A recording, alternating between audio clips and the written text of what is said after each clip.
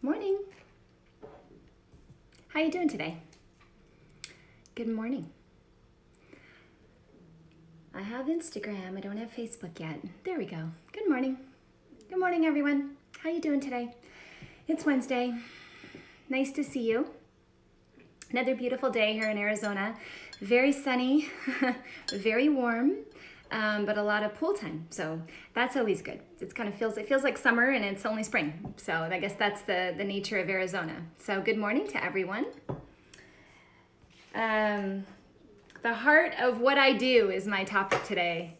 As many of you may know, what I treat and my main passion is how stress causes disease and what adrenal fatigue is and how you can impact the development of disease and the severity of disease by also looking at the stress response. So today I'm actually going to talk about what is adrenal fatigue, right? Which, I realize I come on here all the time and I talk about how stress impacts the body.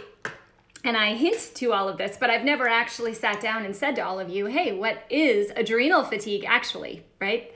Good morning over there. Good morning. I see waves and hellos. Thank you so much. I am Dr. Tricia Pingel, and this is your morning checkup, Wednesday morning checkup. So just kind of waking up myself and starting my day with all of you. So nice to have you here. Thank you.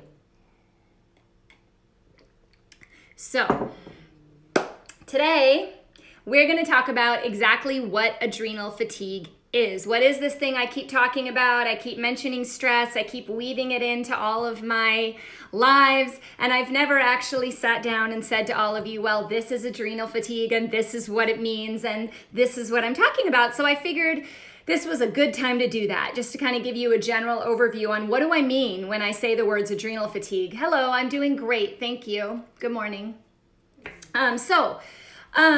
Adrenal fatigue is something that I believe is ridiculously prevalent in our society in general. And the symptoms of adrenal fatigue are so vast and in such different combination that it's often misdiagnosed, underdiagnosed, or mistreated. Because if you only take a section of the symptoms that are happening and you're treating those symptoms and you're not looking at the whole picture and the holistic picture, you can miss it. I have a lot of crazy stats today about adrenal fatigue and how many people misdiagnose this, and it's pretty scary, right? And I personally believe that our top conditions here in America all have a connection to underlying adrenal fatigue, and that if we took a look at how stress impacts our body and changed the way that our adrenal glands adapted to stress, we would have better efficacy of treatment in these top conditions. You guys may already know these, but do you know what the top conditions in America are? Cardiovascular disease, diabetes, cancer, low thyroid function. We have a lot of anxiety, depression, attention deficit disorder, reflux disease, which is a lot of heartburn. That's a big one as well. Not to mention a ton of symptoms that get labeled as a diagnosis, but they're really just a symptom. What do I mean by that? Insomnia, right? Anxiety. Nausea, bloating, constipation, diarrhea, all these things that we get labeled with as a diagnosis, but there's no indication of what's causing it. There's no underlying condition. Now, there's a ton of things that can cause constipation, for example. So just being labeled as being constipated doesn't help the patient at all. It just tells us, okay, thanks, you clarified my symptom, now what, right? So when you look at the whole body and you look at the entire picture, and you look at the impact of stress on the body, you can see a lot more. You can get a lot more in terms of treatment, and that's why I find it so fascinating. This is a big cup. All my coffee mugs are big, all of them. I grew up in the Seattle area.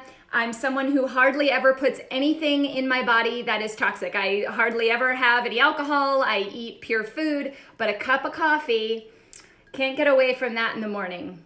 I mean, I could, but I'm choosing not to. But this is all I have, and that's it, and that's all I get. So then it's a lot and a lot of water. You'll notice I always have this with me too, lots of water, right? Very important. So anyway, there is so much to talk about when it comes to adrenal fatigue that it's like I don't even know exactly where to start because it's something I'm so passionate about, something I have so much information about. So I'm going to try not to confuse the heck out of you. I'm going to keep a general outline that I go by, but often it spins off in different directions, but that's what makes this kind of fun and interesting, right? So One of the most common symptoms that that I notice in people that have adrenal fatigue is feeling overwhelmed.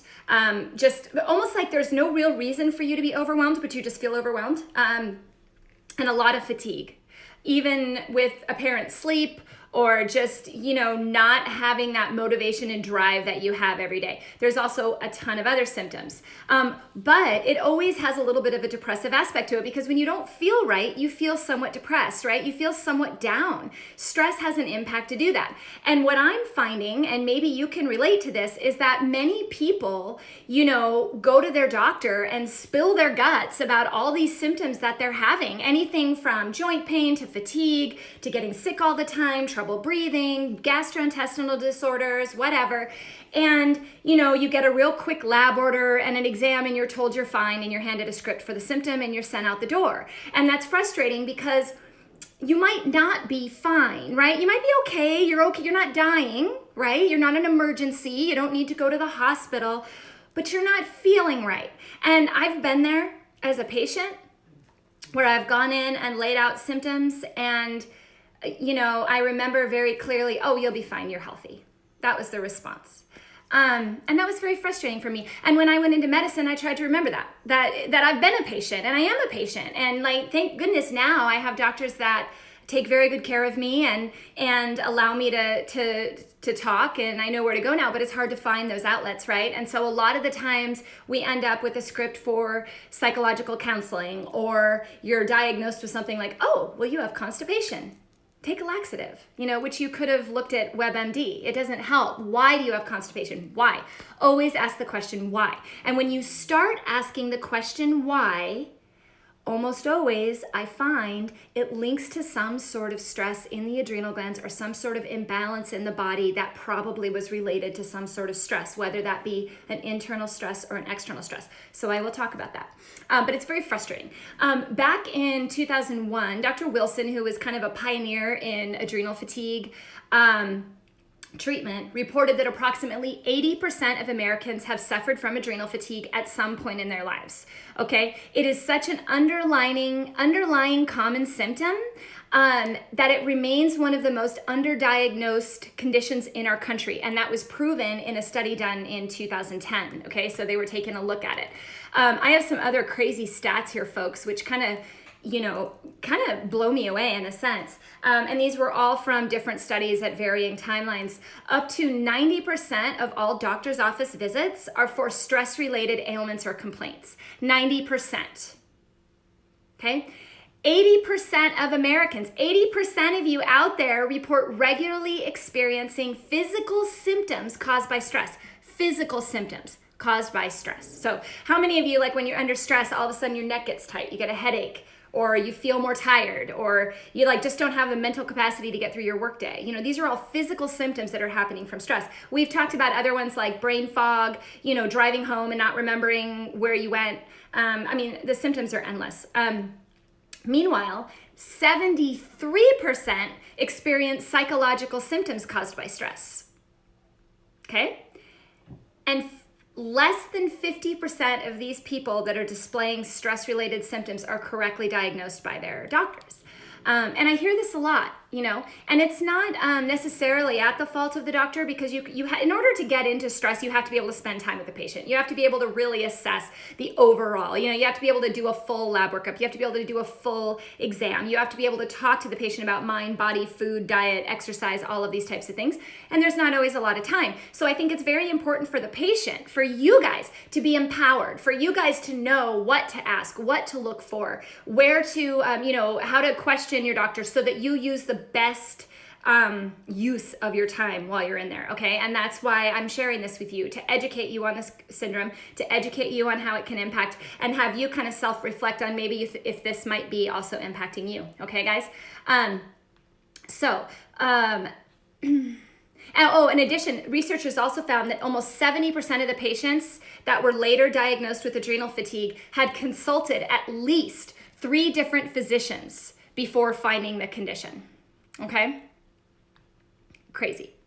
Wow, I have a lot of comments over there on Facebook. Sorry about that, guys. Wow. All right. Okay, I'm coming back to them. So, what exactly is adrenal fatigue? What are we talking about here? We're talking about a collection of signs and symptoms that are the result of the body adapting to stress. Okay, so we've talked about a lot about how the adrenal glands respond in moments of stress. So if you're in the woods and you see a bear, your body adapts its biochemistry to get away from the bear. If you have more and more bears to run from, your body adapts. All of that is signaled by the adrenal glands. The adrenal glands at any moment's notice decide, am I in danger or am I not?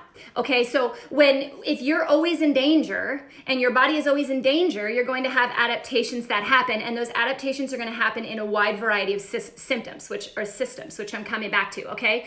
But and then the hard part about that is you've got this external stress of a bear, you start running, you have all these symptoms. Well, those symptoms now cause internal stress. Okay, so now your body's off balance. So now you've got stress from internal on top of stress from external. And I think a lot of people don't always recognize that. I talk to people all the time about stress and what type of stress are they under. And most people don't even recognize how much stress they're under. You know, I had people say, oh, well, I'm good. You know, I don't, you know, I'm retired, or I just kind of do my thing. I let things roll off my back. But then when I look at their labs, you know, they have high cholesterol, high blood pressure, some diabetes process. Maybe they're going through menopause, something where the internal stress is there, right?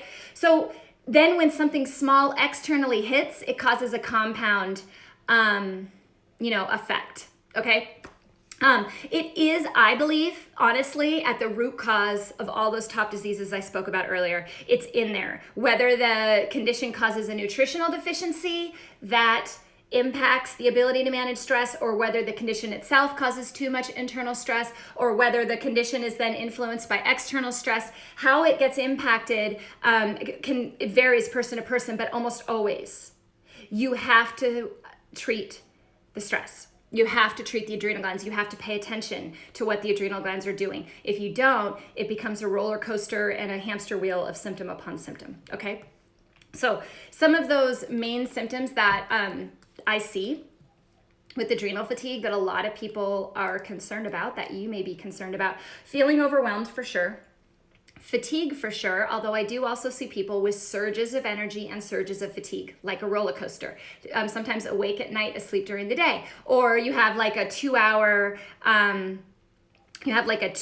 window where you have, extreme energy and then you just crash. A lot of people say they're really tired around 2 to 3 p.m. and wide awake at 2 to 3 a.m. Okay, so the adrenal glands are controlling that. They control your sleep-wake cycles. Okay, they control when you're going to break down food for energy and when you're going to rest, right? If you're running from a bear, you need energy and you need to store energy. That's where the problem comes in. You get that energy right away and you feel great, but then if your body anticipates another bear or another stress, it's going to also store energy. So I do see a lot of, poor digestion, abdominal complaints, bloating, constipation, short fuse, just kind of flying off the handle at really nothing. Kind of like my example, I think it was yesterday or the day before, where I just dropped a glass and I freaked out, like dumb, but it just happened. It's nature. Lack of interest in friends, sex, just lack of interest in intimacy is a big one. Poor sleep, circles under your eyes, anxiety and depression, huge. And I'm talking like mild. Mild where you're like debating, well, should I be on an antidepressant or an anti-anxiety? Should I not? Or maybe you've been put on a low dose one by your primary care. Those can actually be helped quite a lot by looking at the adrenal glands, okay? So very, very, very important. Skin rashes, acne, itching. I've seen a lot of people who have this random itching on their shoulders for no apparent reason. A lot of times related to stress. Oh my gosh, there's so many symptoms, guys. It's like I could just keep going all day. Any type of IBS complaint, definitely need to look at the adrenal glands. Increased allergies. A lot of colds, not necessarily flus, but like where there's always a sore throat, for example, a chronic sore throat, or you feel like you start to get over something and then it comes back, but it's mild enough where you can go throughout your day with occasional times of being knocked down and getting sick. Just constantly having this ongoing sickness, runny nose, type thing. PMS, menopausal symptoms, low testosterone, andropause, any type of estrogen disorder, so polycystic ovarian syndrome, endometriosis, all have a relationship to the adrenal glands. Frequent headaches, inability to lose weight or gaining weight with no particular reason, low thyroid function, poor thyroid function. My goodness, it just goes on forever, right? And it does. But all of these things need to be looked at. Oh, I forgot a major one here, guys. 2 major ones. 1, high blood pressure, high cholesterol. Okay, diabetes, blood sugar management. We just spent a ton of time on diabetes the other day. If you missed it, go look at it. I have a live on it and you should see it. This is a lot. And a lot of us are complaining or concerned, I guess, of all these little symptoms that we're having. And then you go to the doctor and you're like, oh, no, I don't see anything. You seem fine, right? So we need to pay attention to these little things that we need to back up.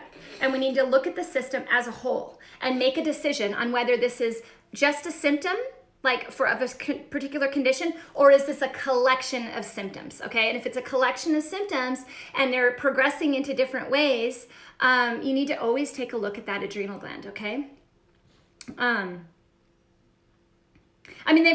There are studies actually that have shown that if your body is exposed to chronic stress, that you're at a higher vulnerability for the most chronic diseases, okay? Which is crazy, and disorders, okay? So let's look at the chemistry, because I know I've kind of beaten the horse on the head as far as the type of symptoms it's related to. So let's talk about it. So I have a little diagram. Some of you may have seen it before, and it's always a chore to get it in both windows of Facebook and Instagram. So let's make sure I have it here. Can you guys see that? I know it's backwards, and I'm sorry, it might be backwards for some of you. Particularly Instagram, I think it's backwards. Sorry. Anyway, so this is a diagram essentially of adrenal function, okay? And I've talked about this. I have a video out there where I know pig appears, and a lot of you have commented on it and shared it, and thank you so much, but this is such valuable information. So cholesterol is kind of the backbone of this whole process, okay? So you make cholesterol, and that goes to make DHEA. DHEA is made in the adrenal glands. Many of you have asked me about DHEA. I'm currently in process on an article on that because I think it is such a valuable topic that is treated, sometimes mistreated, okay? So DHEA is released from the adrenal glands and it has to make a choice, essentially, okay? This is the breakdown version of it. If I wanted to make this, I see, put it up some. I will as I get down there. I got it. I got you, Kim. But DHEA basically has to make a choice in simplicity. Is it going to go towards making hormones and managing hormones, which is more what we do when we're in a parasympathetic or calm state, or is it going to choose to make cortisol? Okay, so if I zoom in here, and you see at the top here, cholesterol to DHEA. Now DHEA has a choice. It can go and make hormones, or it can go and make cortisol, right? So if it makes a choice. Ideally, you have a pretty good balance. You always need cortisol, guys, but we don't want to make an abundance of it all the time, right? Ideally, we want to go and manage our hormones. We want to make testosterone and progesterone. We want to help the ovaries in the women. We want to help all the productions of hormones, and we want to help keep them balanced, and we want to get them through the liver. These are things that we do regular maintenance. Keep in mind, and I don't have it on this diagram, but the adrenal glands also have other hormones as well that I'm not mentioning here that help manage sodium and potassium balance, blood pressure regulation. So when you see that bear, there's kind of a twofold reaction that causes the blood pressure to go up. We've got epinephrine and norepinephrine, which are more of that fight and flight response, but we've also got aldosterone, which is another hormone that's changing the way that blood pressure regulates based on changing sodium levels. So we've got a multifaceted system in the adrenal glands that's helping to do all of these things. Would this affect fertility? Yes, it can, absolutely. I'll have to do a different topic on that because that's a long topic. But yeah, anytime the body's under stress, if you're running from a bear, you're not going to reproduce. Just think about it that. If you're constantly running, your body's not going to be able to produce what it needs to reproduce. It's just not. It's a life or death situation. Does that make sense? So back to here, up a little. I see on the bottom, just I'm kind of trying to get just the parts I'm talking about here. So we could go and make progesterone, testosterone, estrogens, which were utilized and they're removed from the liver. There's also a lot of arrows in here, kids. We've got cortisol and progesterone having a two-way arrow. We have estrogens and testosterone having a two-way arrow. Okay, so what does that mean? When there's a two-way arrow, it means the body, in a moment's notice, the adrenal glands can say, oh, nope, go here. So for example, if you have a ton of cortisol and you just are running from a bear and you're running from a bear and you're running from a bear, it's going to, and let's say your DHEA is getting lower, your substrate up here is not able to keep up. You can pull from progesterone and make more cortisol. Okay, this kind of speaks to your fertility question, right? If you're pulling from hormone production in order to support the fight or flight response, you're going to have imbalances and deficiencies on the hormone side. Does that make sense? So we always have to look at that. Our body, in a moment's notice, can change what it's going to do. That's what makes it so freaking cool. Okay, that's what makes me excited. The fact that you can change a reaction in a body by supporting it in slightly a different way. Let's say I give more nutrients that support this arrow or that support this arrow, right? Or that downregulate this right here or downregulate this. If I can come in here and I can give an amino acid that tells the body, hey, divert this way, and then I can change a variety of things after that, that's awesome. The problem is if you're not paying attention to the side effect of what happens when you give whatever therapy you're doing, you can also cause more harm, right? So some medications will block a pathway and it'll fix the symptom, but by blocking that pathway, now the adrenal glands have to see that as a stress because they have to figure out how to divert, right? And when it diverts, that causes more problems. So you always have to look at any time you give a therapy, whether it's natural or whether it's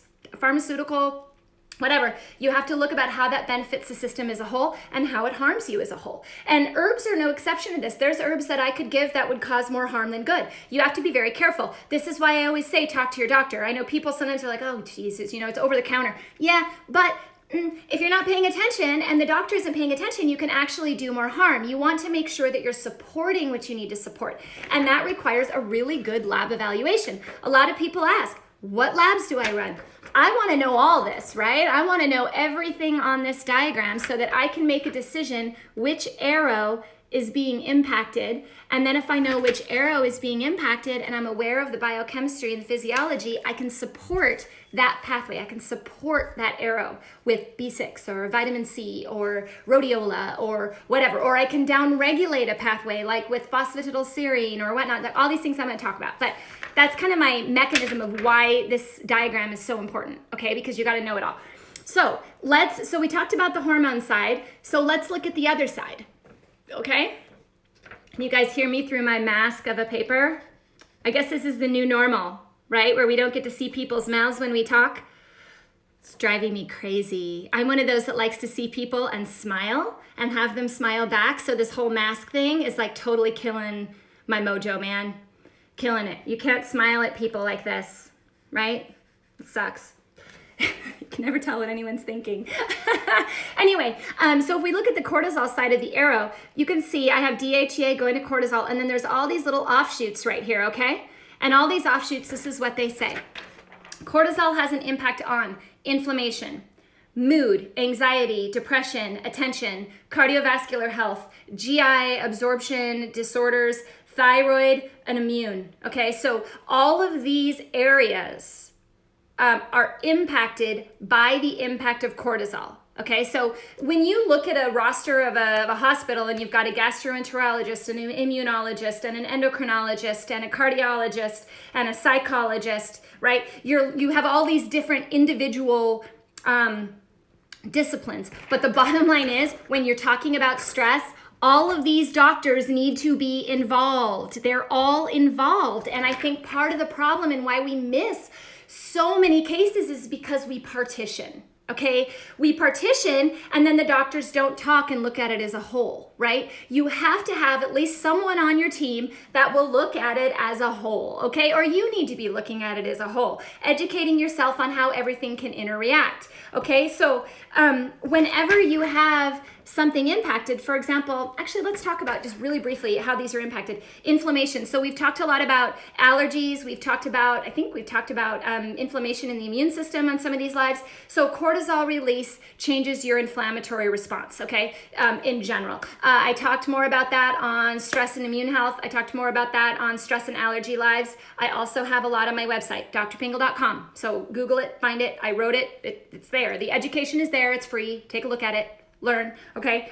But we do know, I think we all know that inflammation worsens chronic disease, okay? So diabetes is an inflammatory condition. Cardiovascular disease is an inflammatory condition. Cancer is an inflammatory condition, right? The more inflammation, the more free radicals, the more damage to the cells, the more further disease development, okay? So it's very important to keep inflammation low on a chronic level, okay? Acutely, yes, if you're sick, you get a virus, your inflammatory markers go up. Why? To kill it. And then they come back down. So having a temporary rise in inflammation is what we want, okay? That's a normal response. But when you're constantly running from a bear and your inflammation is constantly being stimulated, you get a higher baseline inflammatory marker, okay? So very, very, very important. Also on the lines of inflammation, looking at autoimmune disease, rheumatoid arthritis, lupus, psoriasis, Hashimoto's, you name it, right? Inflammation affects the immune system. Cortisol also affects the immune system directly, okay? And once again, I did do a live on that. I won't take you all through it again. It is on my website. Check it out. Very big right now in our times is people are walking around like this, right? We need to pay attention that if for some reason we do breathe something in, how is our body going to react to it, right? If you're under a ton of stress, your body's not going to react as well as if you're managing your stress, bottom line. Okay, so there's no harm in managing your stress. You should manage your stress. It also impacts your mood. And this is one that I see a ton. I see a lot of scripts immediately being written for antidepressants, anti-anxiety, and sleep medications when someone presents and says, you know what, doc, I'm really feeling low. I'm feeling out of it. I'm feeling tired. I'm just not sleeping well. I feel like I'm snapping at my kids. I'm worried about this or that, and it's just uncharacteristic to me. And they immediately say, well, here's your script. When that's different than someone coming in with a serious mood disorder, or someone coming in suicidal, or someone coming in with a strong history of mental illness. Some of these things, you want to look at why, and if you're going to use a script such as that, how are you going to repair the body in the meantime? What are the nutrients you need to give during that time so that they can come off the script ultimately, right? So I see a ton of that. ADHD and ADD medications are on the rise, okay? That concerns me significantly because we're obviously so used to being pinged and running from bears that when we don't have a bear, we worry that we're going to get a bear and we can't focus on anything. And so then we're giving medications that bring bears, okay? If you take a stimulant, you're bringing bears. You're putting them right in front of you saying, here I am, here I am, here I am, right? And you worry about it. So that concerns me, okay? So anxiety and depression is a huge one. Cardiovascular health, guys, I cannot emphasize enough how much stress impacts the cardiovascular system. I'm gonna do a different live specifically on that, but depletes B vitamins, okay? And when you deplete B vitamins, you can't control your blood pressure as well. You don't have the energy, you're exhausted. It raises your heart rate when you're running from a bear. We already talked about aldosterone, we talked about norepinephrine and epinephrine and how that raises the heart rate. And then think about this, just back up on the whole thing for a second and go back to this diagram and think about what would happen if one of these areas was being stimulated all the time, right? It would feed back asking cholesterol to make more DHEA, right? So that you can feed the cortisol, right? So if you have this cycle going, it would make sense that your cholesterol would start to go up because it has to, because it needs to feed this. Ultimately, in earlier stages of adrenal fatigue, I see the DHEA go up. Why? Because it's trying to make more cortisol. Then, when you move through the next stage of adrenal fatigue where everything's kind of a roller coaster, well, let me clarify. Stage 1 is when everything's high, okay? I'll get back. I see a lot of questions coming through, and I'm actually getting to all your questions, so bear with me, okay? When your adrenal glands have a high output, I call it the superhuman stage, where you feel like you get everything done. You're like a miracle worker, and everyone looks at you and they're like, wow, you are amazing. Like, how do you get everything done? You go to work, you take care of your kids, you do your thing, you know, and you're like, yeah, I feel great. You know, but meanwhile, you're running, you're not sleeping well, or you're sleeping so hard, but for less amount of time. That's kind of the stage one. It's kind of the superhuman stage. Most people do not recognize their adrenal fatigue at that stage at all. But unfortunately, what's underlyingly happening is you're using your cortisol so much that you're lowering your B vitamins in your body, and you're lowering your vitamin C, and you're lowering your minerals, and you're getting nutrient deficient. And the lower you get in those nutrients from burning through them too fast, the more your body then starts to adapt further. That goes into stage 2. Stage 2 is when you're on like a roller coaster. Some days you're fine, some days you're not. Some moment you're fine, some days you're not. Some days you have this symptom, other days you have another symptom. What's coming at you seems to make a difference on how you feel, okay? That's when we're fighting here between how much should we make versus how much should we use, and we're getting more nutrient deficiencies, which are starting to cause more stress in these other areas. Does that make sense, guys? So then you start to develop some of these symptoms. Someone's asking about thyroid. Thyroid's one of the first ones I see. First ones I see in labs that is starting to adapt. Why? Because the thyroid works with the adrenal gland to determine and process what energy needs to be used to get away from what bear, okay? It's very involved in metabolism, okay? If you already have low thyroid function, that puts stress on the adrenal glands, because when you see a bear, you may not have proper thyroid utilization to be able to get away from it. You may also have nutrient deficiencies associated with that stress, like low magnesium, low selenium, low iodine, things that also impact thyroid function. When that happens, feeds back to the adrenal glands, makes the cholesterol go up, tries to increase the DHEA to feed the cortisol to keep this thing going, okay? Over time, you hit a stage 3 adrenal fatigue, and that's where the DHEA basically says, screw it. I'm done. And you don't make enough, okay? The problem is the demand is still there, and that you feel it. That's where I see a lot of fibromyalgia, chronic fatigue syndromes, you know, these chronic autoimmunities, is when the body is just so depleted that it just can't necessarily do what it needs. Random pains, a lot of like tightness in the chest, feeling chronically sick, no diagnosis in sight. People get a lot of frustrations at that point, usually on a lot of medications that are just depleting more nutrients, right? So the whole goal is to not get that far. The goal is to recognize it in those earlier stages in stage 1 and 2 and replace that. Okay, everyone went really quiet. Did I scare you all?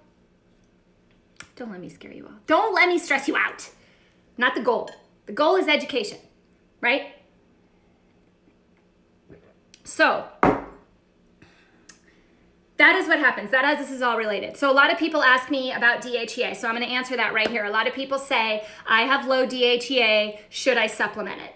Really depends on where you're at, okay? Because if you're low DHEA and you're in a stage 2 where you're still producing quite a lot of cortisol, and I give you DHEA, you're gonna make more cortisol. So it's very important for the doctor to pay attention to this pathway right here and the other areas that are being impacted to down-regulate the demand on cortisol, okay? And then once the demand on cortisol is down-regulated, it's easier to supplement DHEA, although often it will come up on its own because it doesn't have as much demand anymore. So you kind of have to play within each person's biochemical individuality. You have to play in each person's zone. You can't apply one treatment to everyone.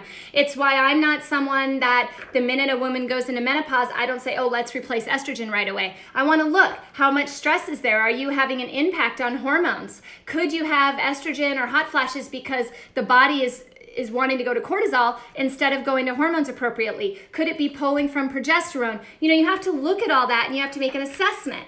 If the body's metabolism is correct, stress response is good, therapies will have better efficacy, right? Makes sense? And that's sometimes why I don't always give a direct answer to everyone's questions. You guys are all so awesome. You ask these amazing questions, and sometimes it's like, it depends on the person. That's why, okay? Because it does. It fully depends on the person. Sometimes you don't know. Now, there are universal things that everybody can do that make a difference, that don't always necessarily depend on your individual situation. So I do want to talk to you about those, okay? So number one comes down to two basic things: water and food. Okay, I've just stated how much stress depletes nutrients, okay? And as nutrients get depleted, how more diseases get out of control. Okay, that's what I've just stated, all right? So, one, you need enough water. Not everyone drinks enough water out there.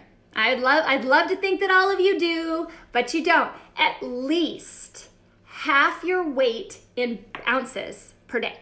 So if you're 200 pounds, you need at least 100 ounces a day for minimal everyday function, okay? If you're exercising, if you have stress, you need more, okay? We need to keep water coming. Speaking of which, so I buy this sucker. I don't know, this is a tip, okay? If I give myself a glass with water in it, I hardly ever drink water. Unless someone's refilling my glass all day, I don't. But if I do something like this, which is 32 ounces, and I know how many I have to have per day, then I could put this in the car. When I'm at a stoplight, I just take a sip on it. I carry it around the house with me. So if I'm doing chores, I walk past it, I take a sip. I find I drink a lot more when I use something like this. And then I count how many times I've refilled it in a day. And then I know that I got my water. So that's a little tip. Plants. Minerals, B vitamins, healthy fats, tons of vegetables, rotations of vegetables. There are so many vegetables that do a wide variety of things, not only supporting adrenal function, but also supporting the removal of excess hormone, supporting the blood sugar, lowering inflammation, right? All these things that would take stress off the adrenal glands so that they don't keep producing excessive cortisol. You have to take care of all this. You have to balance all this out so that it comes back into the center and those are well maintained, if that makes sense. I hope that makes sense. You have to look at the whole picture, okay? Healthy diet makes a huge difference. It will not harm you to eat healthy, okay? There's nobody that's dying from eating healthy, okay? Now maybe you have an allergy to certain foods, or maybe you have a condition where certain foods you're supposed to avoid. Fine, but there are so many healthy foods out there. There is no reason why that would cause a problem. Plants are very important. Ones that I really like for nutrition for the adrenal glands would be, I eat all these all the time. Broccoli, dark leafy vegetables, bok choy, spinach, Swiss chard, beet greens, kale, squash, sweet potatoes, green beans, mushrooms, carrots. Anything, lots of colors. Okay, lots of colors on your plate. I've said this before, I'll say it again. At least 75% of your plate should be plant. Okay? That last 25%, you can throw in a few other things. I would stay away from inflammatory meats. Definitely want some lean proteins. Now, that doesn't have to be meat. It can be or it cannot be, but they need to be lean proteins. So some examples would be like a GMO-free fermented soy, beans, lentils, nuts, hemp seeds. I don't know if many of you use hemp seeds, but let me tell you how easy they are to use. You literally just sprinkle them on things. So you make a salad, you make, last night I did a gluten-free, a little bit of gluten-free pasta with a ton of roasted vegetables with a cashew cream sauce, where basically I soak cashew, I put cashews in water in my blender with a little bit of nutritional yeast and some garlic, and I pour that over the top, kind of like an Alfredo. And then I just sprinkled hemp seeds all over the top. Easy, right? Hemp seeds have so much value. I'll need to do another one on hemp and CBD and all of that. Chickpeas, wild caught Pacific fish, organic eggs, organic chicken, wild game meats. Those are some proteins. But you want to keep those on the lower side, not taking over the whole plate, okay? Because we need minerals. We need lots of minerals. We're not really protein deficient here in the US. What's an inflammatory meat?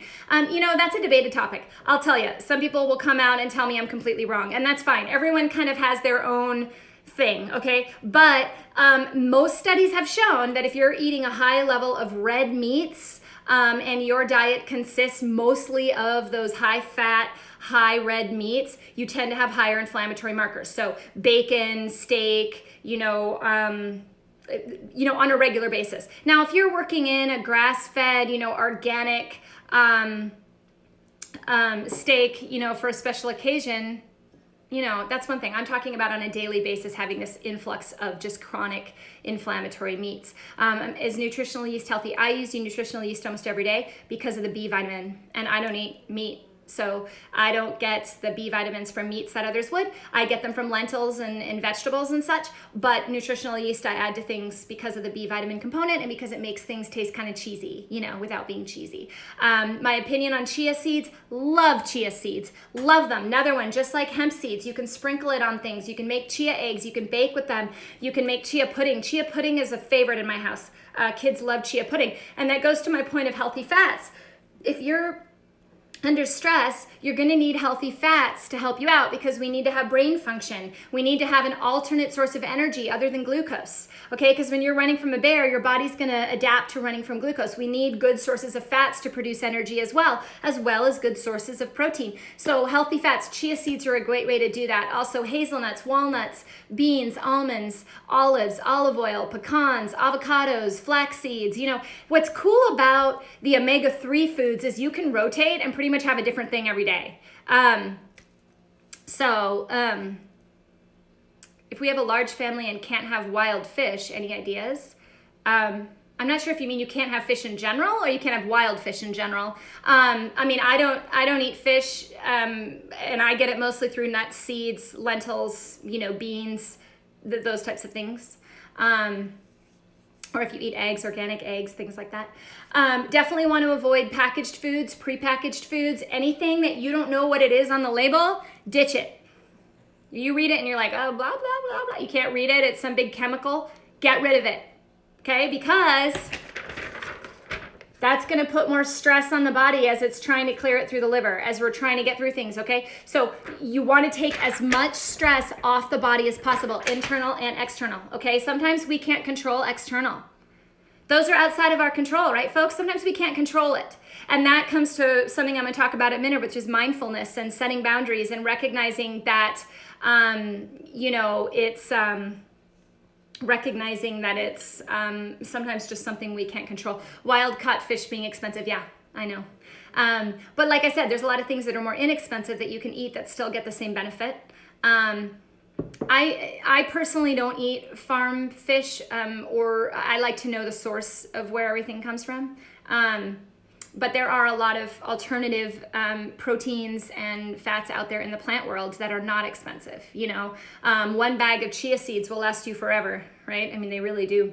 So it's a tough call, I hear you. Also depends on where you're at. When I grew up in Seattle, wild caught fish was not as expensive. Down here in Arizona, it is for sure, because we don't have an ocean. By the way, there was something on social media. I was showing all these people on Arizona beaches, avoiding, not social distancing. And I laughed so hard. I was like, really? Show me the beach here in Arizona. Show me the ocean. Yeah, we don't have one, but it's funny. Anyway, fun stuff. That's the stuff that makes you laugh every day, right?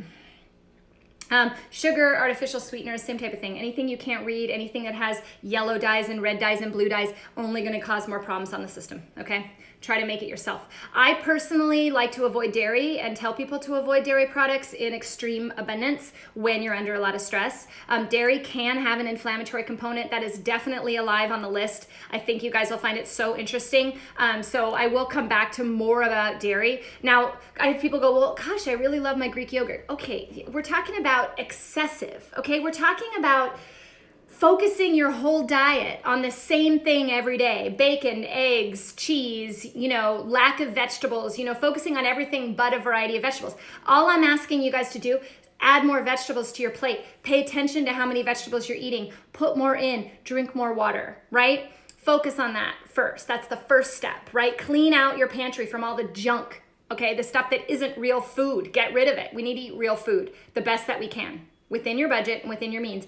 Everyone is at a different place. We all have different requirements. We all have different budgets. We all have different resources. We just have to work with what we have in that moment and do our best to accommodate the best that we can. That's all we can really do, right?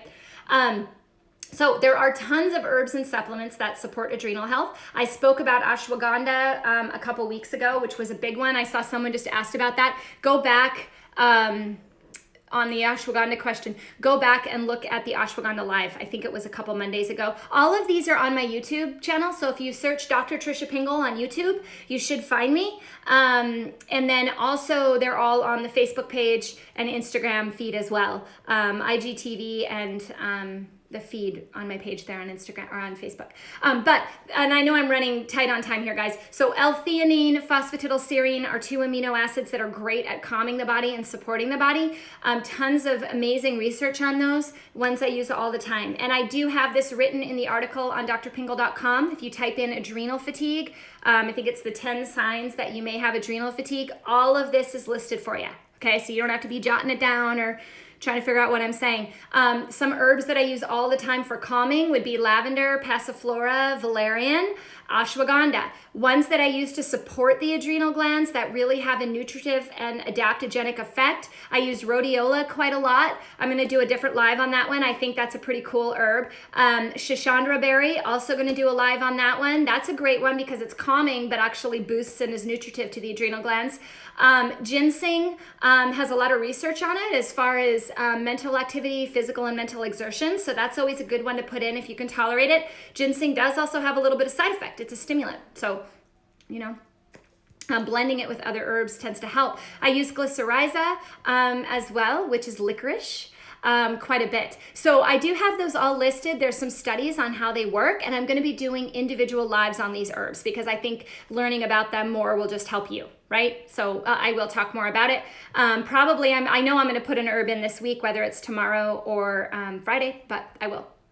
So definitely need to exercise. Now, the level of exercise that you can have depends on where you are in adrenal fatigue, okay? So once again, if you're in a stage 1 where you're boom, boom, boom, boom, boom all the time, you're gonna benefit more from calming type exercise, yoga, tai chi, right? Now, those in stage 3 will also benefit from yoga and tai chi because they're very tired and exhausted. So getting up to go cycle for 100 miles isn't an option, right? You get someone in that stage 2 with the ups and downs, you really need to have a very good balance, okay? Of definitely burning and calming, okay? I do have some suggestions on there, you know, endurance walking, interval walking, dancing, biking.